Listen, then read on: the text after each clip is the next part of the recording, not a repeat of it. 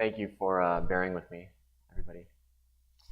And thank you for inviting me. So I'm here to talk today. I'd like to share a little bit about how we're using FHIR as part of our toolkit at Prometheus in order to provide what we think is kind of uncommon value for a lot of our clients. So I'm going to start with a fairly maybe bold claim up on the slide there, which is that FHIR improved the agility of our clinical data registry platform. And hopefully through my upcoming slides, I'll be able to actually defend that a little bit better and show you how we're doing that.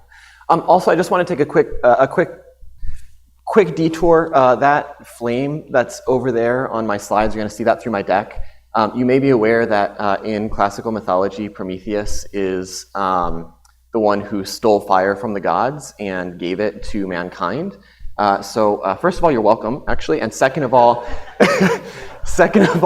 I didn't want to sow any confusion. That's been our logo since the beginning of time, or 1999, whenever you kind of count. So just wanted to clear up any confusion. That's not like an artist's reinterpretation. A quick introduction to who I am. My name is Phil Langthorne. I'm our senior analyst at Prometheus Research. And I also have, I wear a couple of different hats within the company. FHIR hat is one of them. So I actually was the first one within our company to bring FHIR to bear on some of the challenges that we face in our domain. And then once we started to see some successful implementations there, I've had the privilege of serving as something as an internal SME as we've taken those solutions and folded them back into our core product to help extend that value to everybody else. Also, Prometheus suffered eternal punishment for his crimes. So in case you don't like my jokes or puns, I'll be back there and taking complaints after this. RexRegistry, I'd like to talk just a brief moment about what RexRegistry is. RexRegistry is our platform for providing registry solutions to our clients. So our client base looks a lot like people who are academic medical centers, researchers within those centers, hospital associations, medical professional societies, and they're all bound together by this need for what we could generally call patient registries. So what I mean there is they're collecting this data that takes a lot of effort to get it. It requires data that comes from an EMR. It requires data that you've got clinical staff time in order to generate that data, so things like diagnoses. You have data that requires an IRB, so getting that protocol approved, that takes a lot of time. And I think the thing that's really the common thread among all of our clients is that paying the cost of depreciating data once they've got that collected is just not acceptable. So that's where we come in. We provide solutions and consulting to try to address these problems. And when you read through the kind of categories of problems that I put on this slide, you'll notice I think they're oftentimes in conflict with one another. We're trying to enable our clients who've got this data that cost them a lot of money, it was difficult for them to collect. We're trying to enable them to use that data, not just today, the way that they want to use it, that they foresee using it tomorrow, but the way that they're going to want to use it in 5 years or in 10 years. Because again, it's not acceptable for our clients to come back to us in 5 years and say, well, I know I collected this data and now I want to use it for this other thing. And it's just not acceptable for them to have to pay additional money to get it ready to go that way. So supporting continuous repurposing can also be a little bit in tension with adjusting to changes in the environment. We know that we work in a regulated environment. We know that we have clients who have to pay attention to MACRA, and MACRA changes, the rules change for that every year. We have clients who are, of course, under HIPAA, and so once every 10 years, you've got something like HIPAA high-tech 21st century cures. But also, our clients who are trying to do things like performance improvement, quality improvement, the standards that you're using for those, the quality data model changes. If you're doing research, your research initiatives change. So when you start from the assumption that the only constant is change, I think you realize a set of very interesting challenges, but it drives you to create solutions that are maybe a little bit different from some of the things that you might have seen in the past. And the kind of thing that's going to tie it all together is we need to maintain this demonstrably high data quality. So that 5 years from now, when you're looking at this artifact of the clinical record, you don't have to go back to the record to find out whether or not that's valid data. You've got the audit log, you've got the provenance, you know that it's good and valid, and it fits as part of your overall data system. So no surprise, we're at a FHIR conference. But the reason that we chose to adopt FHIR in part of our toolkit is that FHIR actually helps to address these challenges extremely well.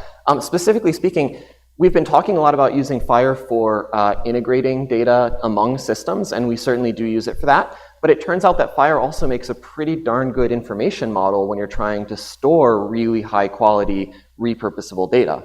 So this is just a really high level overview of what our architecture looks like when we deploy one of our registry systems. But what we've chosen to do is we actually use FHIR as our internal information model. And what's on that, what the tables look like in that registry backend database that I have there, it looks actually a heck of a lot like a souped up EAB table. So let me describe why we do that, what the benefits are, right? We can take in data and we can store it in FHIR. So now we've actually upcast data into a more modular format, which means that you can pivot on that data a lot more easily into new uses. Downstream from that, some marginal agreement. Downstream from that, though, it means that the different information models that are going to be the most adapted to the specific use case that you have in mind, you don't privilege one or the other. They're actually all on the same level of privilege. So when we do have clients who come to us and they want to do a performance improvement initiative, that's fine. We can meet those performance improvement initiatives and not lock you out of the possibility of using that data for high quality clinical research and bundling that in with, say, new active data collection under an IRB protocol as well. When we have a client who wants to do clinical research and that's their primary purpose or their primary focus, we haven't locked them out from doing quality improvement initiatives or forwarding that data on to data partners. So we're using FHIR on the inside there as a key component of our internal data model. And those arrows at the bottom really should be kind of both ways because I'll show you in a minute. I'll show you in a minute how that actually works for us. So because I like to live a little bit dangerously, I'm going to try to do a live demo. I have maybe a different perspective on it, though. I figure that somebody's going to be happy whenever you do a live demo because you all want to see somebody else other than you crash and burn. And I would love to have a successful demo, so somebody's going to be happy one way or the other. So the first, let's see, is this slide still up? Yeah, let me go back to my architecture slide really quickly. Is that going to come up? There it goes. So the first thing that I'd like to show you is what it looks like when we approach the measure calculation and QI performance feedback use case. And we do that with what let's see, how does this thing move? I am a Mac user. There we go. And we do this with what we refer to as our practice portal or our site portal. So what you've got is maybe all of this clinical data, and what you need is you need to be able to express it in terms of the QDM. But just being able to send out measure scores to the people that you're trying to communicate their performance on those measures to is maybe not enough. What we'll do is we'll round trip the scores that we've generated through our measure service right back through the warehouse, where they can get joined up again with that FHIR data that was underlying the scores themselves and send out a much more complete package to everybody who wants to see how they stand. So maybe if I look at this documentation of the current medications in the clinical record measure here, maybe it's a little bit hard to see depending on the size of the screen you're looking at, but we want to be able to give a lot of actionable insights. We want to say this is where you are overall as a site, so I'm performing at 99%, and as we just saw, 99% performance actually only puts you in the top 10% because this is a very competitive measure. So what you need to do is you need to really improve. So let's give you some actionable insights on that down here. If you want to be in a much better percentile, the only option for you is 100%. But you can break it out by provider and see who's really driving that performance as well. Whereas on a different measure, and here's where we get the advantage of being able to pull in something like the FHIR to go along with those scores. On a different measure, we can see that it's a different score distribution right off the bat, and we can see what we need to do to improve. On top of that, though, we can actually, and this is just synthetic data, which is why the MRNs don't make any sense, but we could take a look and see which patients are actually being included as a part of that measure. So you get that benefit of taking the scores, merging it up with the actual clinical data in FHIR, and pushing out a package that is useful and actionable to the people who are looking at it and trying to improve their performance on a measure like this. So let me move that out of the way and talk about the right-hand side of the bottom of my diagram, clinical research and secure sharing. So when you are trying to do clinical research initiatives, There are other types of data models that you might want to plug into a network, like PCORnet, the Odyssey network.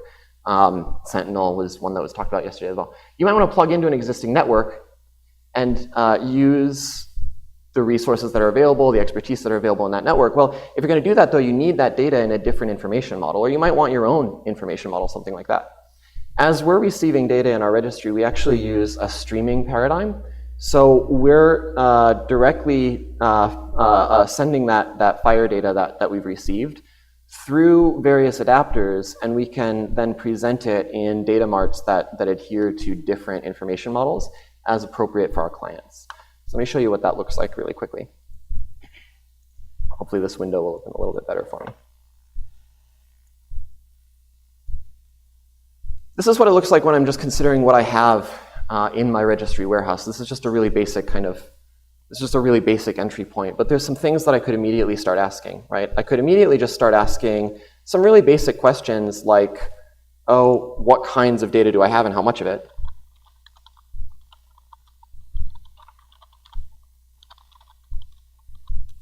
Oops, typo in there.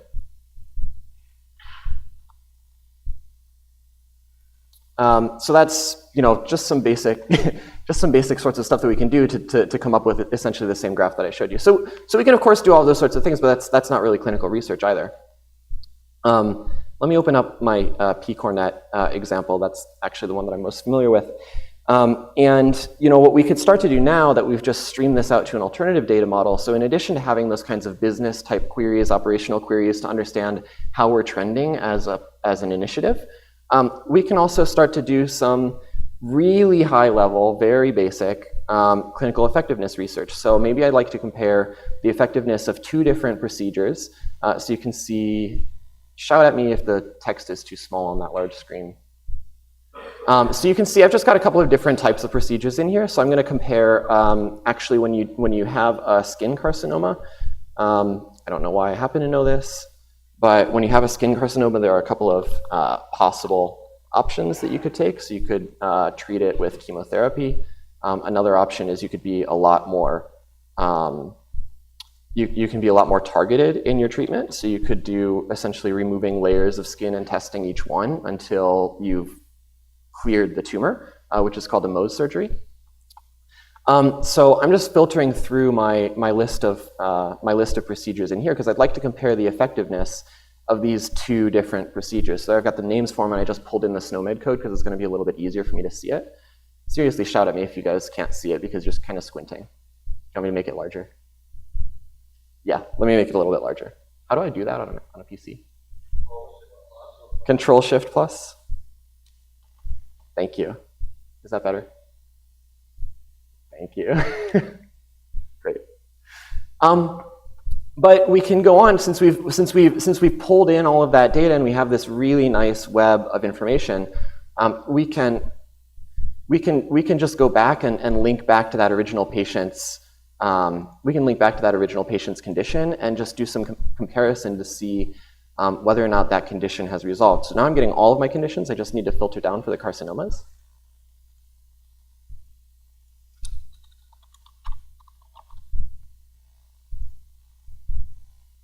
And I'm going to further refine it to just the ones that actually got resolved.